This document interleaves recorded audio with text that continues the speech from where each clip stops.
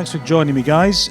We're going to finish Football Summit with a look at some recent production innovations at 3 European football tournaments in particular, specifically Ligue 1, La Liga, and the Belgian Cup. Joining me to do that are 3 representatives from the host broadcasters working on those competitions. They are Bruno de Roy, RTL Sport Production Manager at RTL Belgium, Philippe Oziol, Director of France Production at Host Broadcast Services, and Òscar Lago Dominguez, who's a match director at Mediapro, fresh from doing El Clasico on Sunday. Welcome to you all. We're going to discuss an innovation or 2 from each competition, and then we're going to come together at the end to talk about what might be coming up in the future. Bruno, I'm going to come to you first, no pressure. We're going to talk about, and it's been mentioned a few times already, the use of shallow depth of field and what I'm calling for this conversation, cinematic cameras. And we're going to talk about how it's used on Belgian Cup matches. While we talk, we should be able to see some examples on the screen. Bruno, what did you introduce and how is it being used? I received a proposal from Christophe Anciot, honor to him, to do a new thing on host broadcasting. It was a small camera that gives images like cinematic style. So we talked about his project. He came to me. It's a small camera, not bigger than an iPhone, connected to a bag on his back that we connect to the van. And he said, like, this camera is very interesting to have more focus on fans and key players and coaches. We can use it before the game, halftime, and after the game. I thought it was a nice idea to improve the host broadcasting, because we are here talking about the Belgian Cup, because we don't have the rights for the Belgian League. So we do 10 games on the Belgian Cup each year, and we try every time to level up the level. Also, we came out from the World Cup, where we discussed it today. The broadcasting was really great, and you had nice shots from Cristiano Ronaldo. So I thought this is a nice idea. I convinced our boss, together with somebody else, our head of Media Factory, because in Belgium it's always like, it's normal, we are a small country that's in 2 parts. You have the Dutch part and the French part. So we have a smaller audience. And he says, like, yeah, that's again a cost on the budget. So again, extra cameras. So I said, like, let's do this, because we have to continue to improve the crowd in Belgium. They go from BBC to RTL Belgium. They don't know that the budgets are lower, so they want the same quality. So we did that. We had 2 games. We had a game on Tuesday and a game on Thursday. And the director, who is doing every week Belgian League, was really convinced, and he also used it during the game, because he said he was really happy with the effect.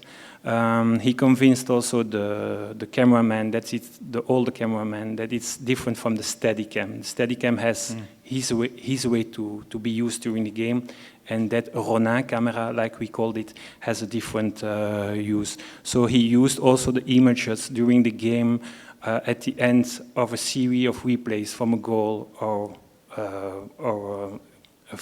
in fast, very important. So we were very happy with it, and also our production coordinator was also very happy with it, and so that's why we did it. Thank you. So just to summarize, it was planned to not be used during match coverage, but actually you used it during the coverage as well. Is that correct? That's correct, because also a few weeks earlier, I had the honor to meet Òscar at a meeting from UEFA at the headquarters, where we discussed improvements in the future on host broadcasting from the UEFA Champions League that we also do in Belgium. And it was discussed that it's not so easy to use these images during the game, because also it's new for the viewers, and the viewers are not always used to that. But I said to the director, you can play freely. I implement the project. I trust you 200%, and if you think you can use it more, use it more. so we use it more, and also we use it for digital. We create a connection with Brussels so that they can receive the images as soon as possible, and also we use these images for digital, and maybe in the future to do a reportage about a player or a coach, or let's say for the Belgian Cup final, if we want to focus the way the teams went to the final. Thank you. And before we move on, because Òscar, we're also going to talk about the similar use of these cameras, but before we do that, were there any challenges in terms of incorporating the camera into your workflow?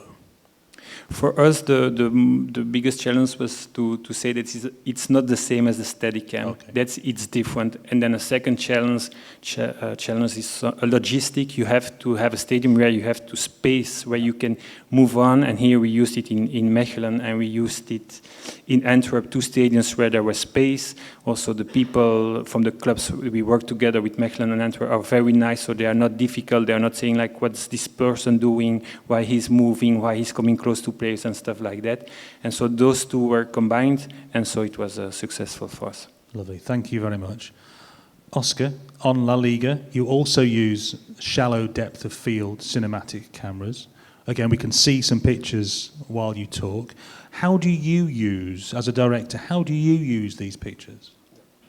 Yeah, thank you. As you can see, we are using, since 2 years ago, our cinematic camera mounted in a Steadicam, because we start during the lockdown at the end of 2020 to test with some, because we saw that at the NFL they start to use this kind of shots, cinematic shots, and we did some tests with some small camera, with gimbal, and it worked good, but we found that for football it's not enough in our opinion, because American football has a lot of breaks, and they can use this kind of cameras a lot of time during the match, but it doesn't happen in our European football.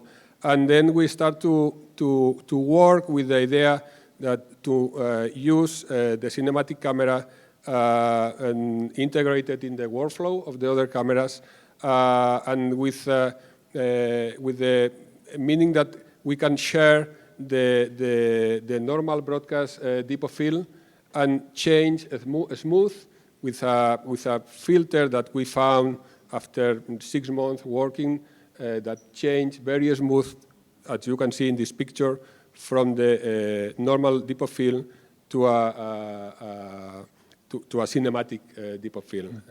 Then we are very happy to have this camera integrated in the normal workflow. It's working for the pre-match, for the halftime, but also during the match. As you can see here, is the camera. It's a normal camera with a normal deep of field, but now we have the hero that he's scoring the goal with the same camera and without making any change with the same camera. Thank you.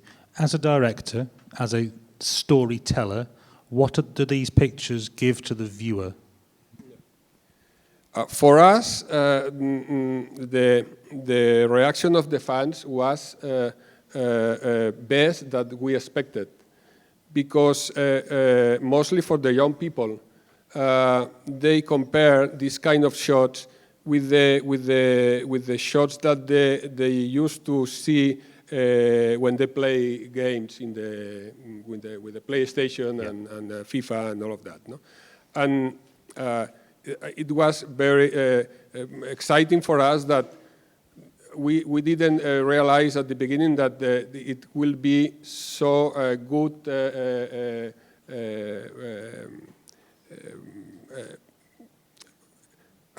Well, the fans were so happy to see this kind of shows. It was well received. They enjoyed it. Yeah, absolutely.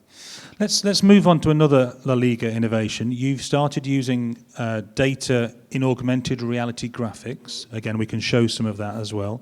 How are you using those graphics within your coverage? Yeah. We started to use this also during the lockdown. For us, the lockdown was a very crazy period because we had a lot of work. As we can see in this shot, is is doing during the lockdown without fans in the stadiums. And the first one is that we decided to use some virtual fans in our main camera. And it was hard to achieve, but we achieved. And then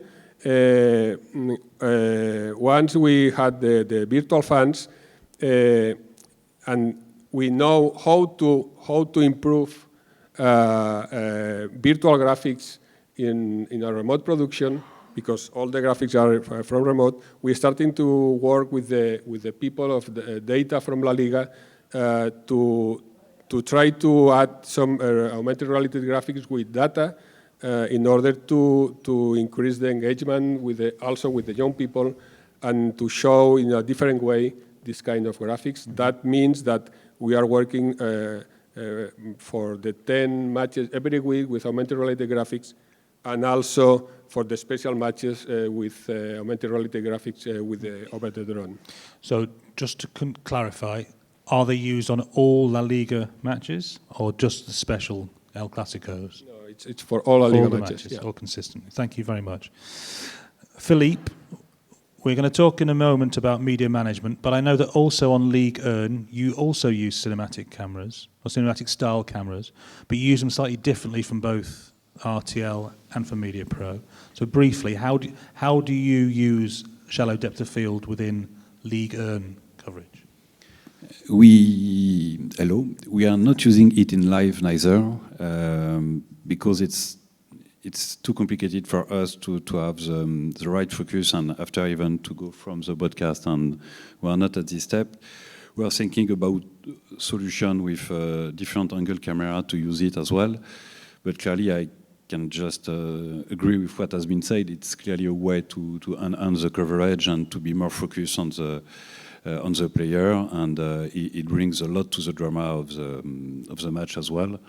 And that's why we are using it, but not on all matches neither. It's mainly on the top 10 that we are using it, and we'll try to find new option as well, and with new angle, and maybe more on the coach or whatever, especially on this time of the French league, because this season will be quite particular, because 4 clubs will go in the second league, and it will be quite hard for them to be back, because next year there will be 2 clubs less in the French league, and there will be a lot of drama at the end of the season, and that's why we try to find some way to enhance the story with that. Okay, adding drama, thank you.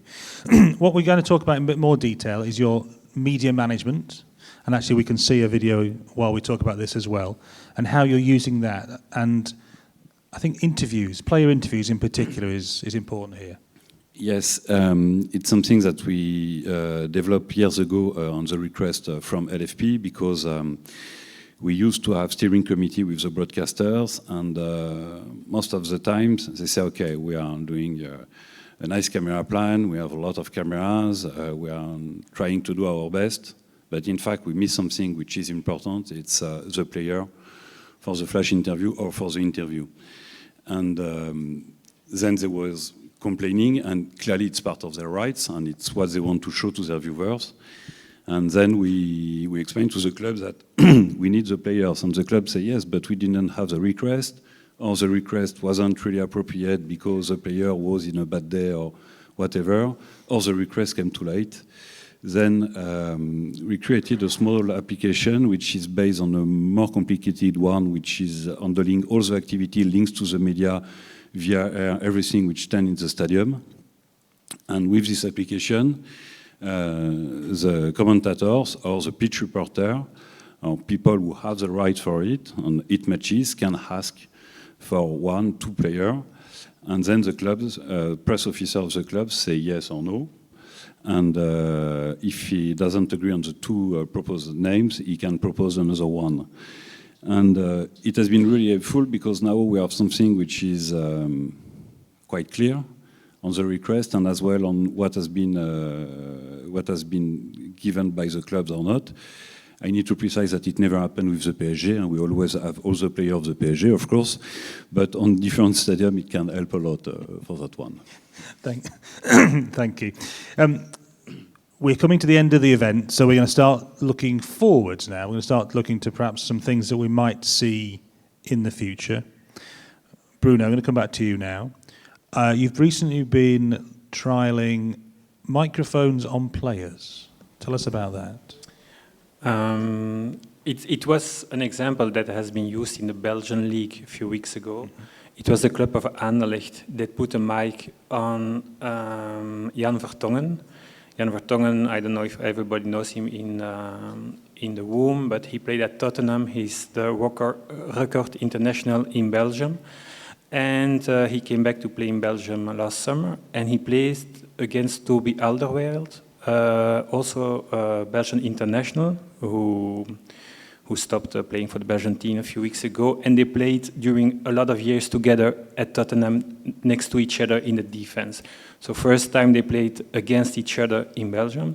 So the club of Anderlecht put a mic on the shirt of Jan Vertongen to show that he's a leader and that he's there for the young people. And there was a small sentence that he said during the game that they put on the social media after the game that created really a lot of views and clicks and stuff like that. There was a free kick for Antwerp, and the younger players had to go in the wall. And he was shouting from, let's say, 10 meters, like, you have to take the ball in your face, but on football language, in the heat of the game. And so Anderlecht has really a good digital team, and congrats to them. They really do good work.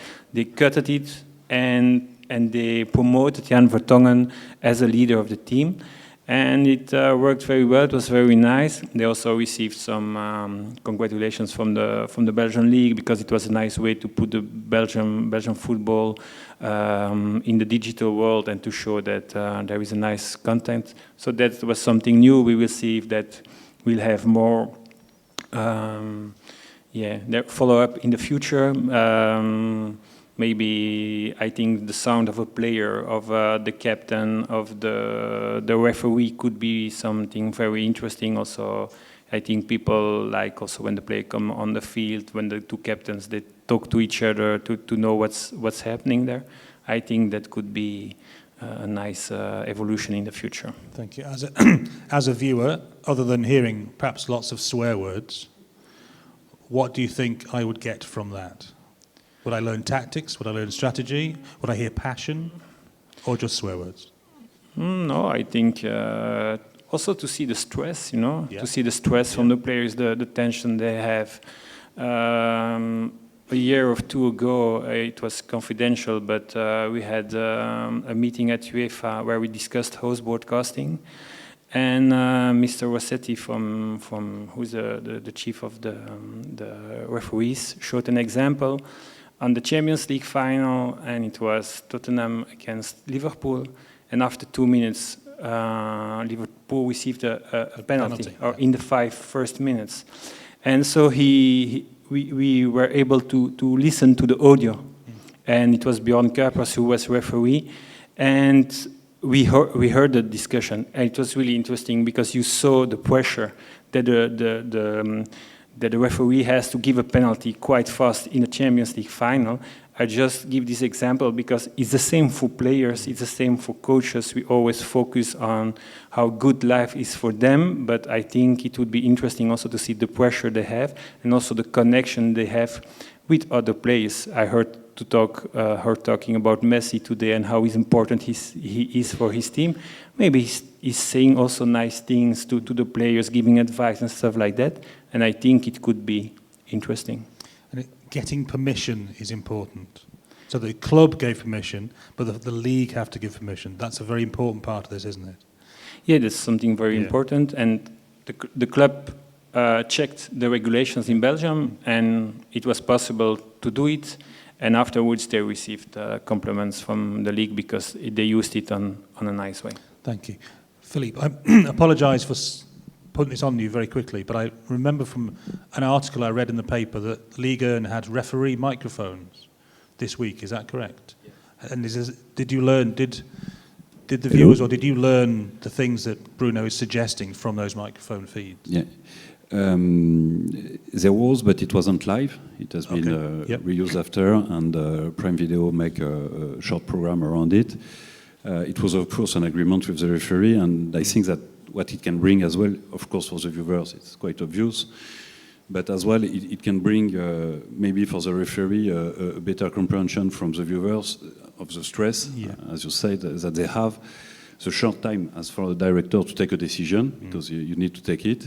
And as well, they have a point of view which is not the one that we have with so many cameras. Of course, VAR comes for that, but I think that referee understands that it can bring something completely new to their role as well. And in France, the French Federation of Football made a request to make it more extended. And it's a work in progress. And it seems that all parts, and it wasn't the case in the past, agree on the interest that it can bring to the sport and to the comprehension of all the players. I mean, players as such, but as well the referee, which are completely part of the match as well. Yeah, thank you. And certainly rugby is an example where it has been successfully used. Yeah. So, Òscar, change of subject. You've been working on interactive and second screen content. I mean, that's something that maybe La Liga will be looking to do more of in the future. Tell us about that. Yeah, for sure that we are working always in new challenge, and we have the two most important. The first one was that we started to use last Sunday during the Clásico, that we use the cinematic camera with a super slow motion, and it worked very well. And we are planning that what we will use in the future with this new camera. And the second one is related to the second screen, because we are convinced that, I think that you are agree with me, that 99% of people that now are watching the football on TV, they have the phone in his hand, and they are interacting with Twitter or Instagram or WhatsApp, and we are working how to keep the engagement with the second screen with some content related to the game that they are viewing, not to extra game, not to data, but also to live content for a second screen, but for a real second screen. Thank you very much. So we've had referee microphones, player microphones, second screen. Philippe, what will we see in the future, perhaps from a Liga and a HBS, something around social media, for example? Yeah, but it's what has been mentioned before, and it's another way to bring some small content, shorter, in a format where people are expecting it. I think that the key point as well behind that is how to engage a younger generation, because we know that it's harder for them to be in front of a TV for hours, and maybe we need to bring them as well with a different point of entry. And what it can bring, and as well it gives a feeling of having something which is behind the scene as well, and it won't cannibalize the production itself. It just brings something new to it, and it's part of the discussion that LFP is thinking about as well, and we have those discussions with them, and it's where they want to go, and to bring more content as well to their viewers. Yes. Brilliant, thank you very much. We are out of time. Òscar, Philippe, Bruno, thank you very much for sharing today. Join me in thanking them for their time. I will hand back to Heather for the last few remarks. Thank you.